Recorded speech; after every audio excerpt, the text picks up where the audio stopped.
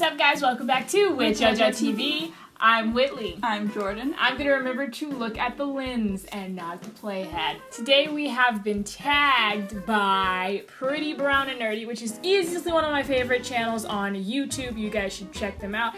Basically, they are pretty, brown, and nerdy. So it's my favorite concept on YouTube to date, and you should definitely go check them out. They have asked us to reveal our embarrassing fictional crushes, and this is where you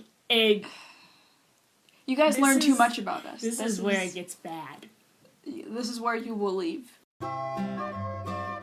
First off, I want to echo and piggyback off of Cheyenne's crush and say that Trunks was my boy. I didn't even really know what was happening in Dragon Ball Z at all, but I knew that Trunks was so fine. And I was like, I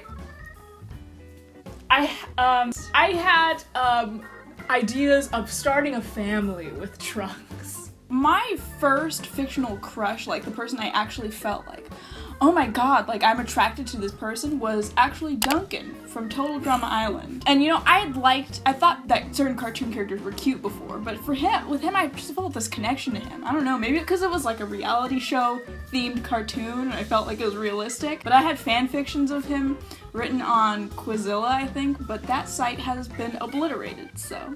Thank God. So has history. I'm just gonna address the elephant in the room and say that I still to this day stand Legolas. Back in the day, I was that hoe with the Legolas notebook paper from Hot Topic. You could tell me nothing. Legolas is my boy yesterday, today, and forevermore. And to show you how much of a hoe I am, I also stand Will Turner in Pirates of the Caribbean. I do not discriminate. Orlando Bloom in any setting, in any wig, in any style. That's my thing. But the Legolas wig is your favorite, right? But yes, if I ever did get with some kind of celebrity with the first name that is the name of a city in Florida and the last name as a verb that flowers would do, I am putting him in an Icelandic yaki wig. So 32 inches. 32 inches. For some reason, all of the fictional crushes that I had were a very strange variety of people. For instance, from Soul Calibur 2, I really liked Raphael and Maxie. There's the standard cute people, but for some reason I was like, Maxie's my dude.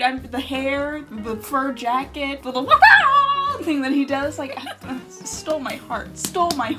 You know, also, in honor, within the vicinity, actually, within the game, Soul Calibur. Look at that wrist. Killick.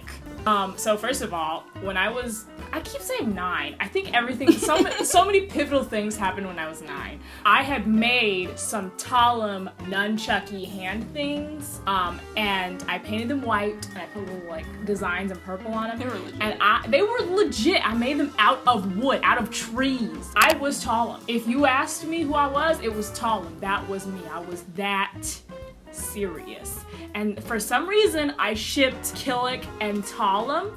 Maybe because Killick's name is Killick backwards, and I was just like so dynamic.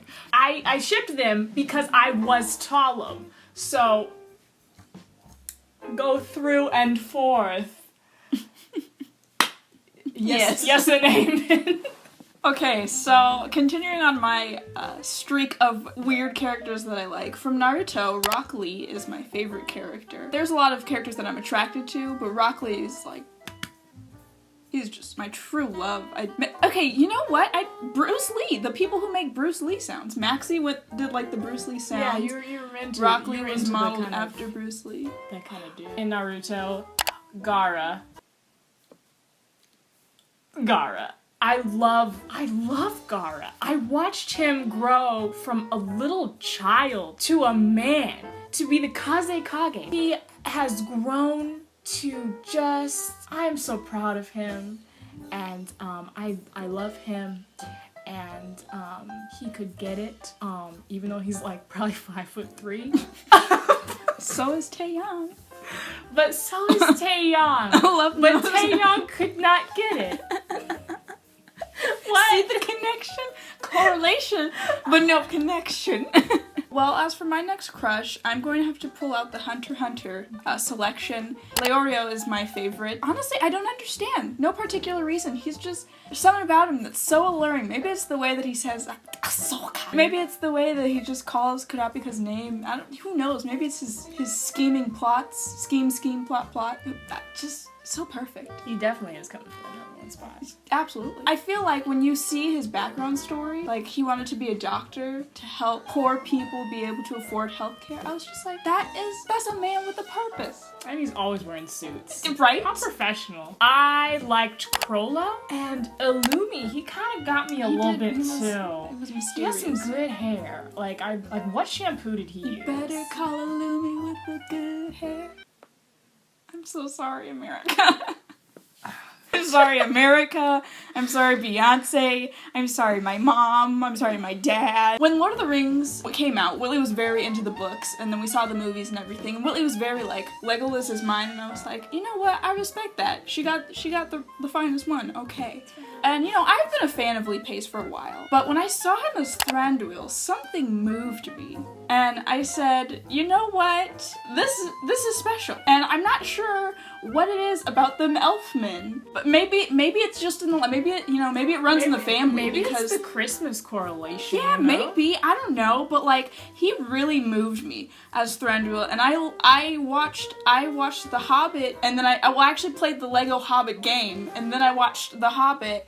And then I watched every single behind the scenes video probably like 7 times, and I was like, she showed me all of I put all these screenshots up. I was just like, what? He's in the wig with the ears, but he's in a flannel. How casual. Wait, actually, to piggyback off of that is probably the finest. It's the most. It is the finest. It is the best. I don't know moment. what it is, but you take Legolas, you take Orlando Bloom, okay, and then you put him in a wig. The Legolas wig.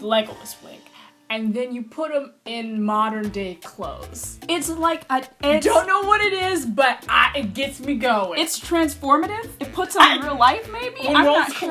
When we're like, I don't know. I'm into it. The Count of Monte Cristo. Any of y'all saw that movie? He actually played like Jesus in Passion of the Christ later on, but it was the Count. That was the way to be. That was how to do it. There ain't nothing else I can say about that. The Count of Count-onomatopoeia. The Count-onomatopoeia was. Hey, Dexter's Lab, but wait. The Justice Friends, I think they were called. The one who was the blonde Raku guy who was inspired by Thor. That guy could get it. He was an idiot, but he could get it. Also, just while we're on Thor characters, the guy from Assassin's Creed Syndicate, whatever, the Assassin's Creed where there was pirates. That's now, so this isn't even the past, but I think it's just all. I still love them.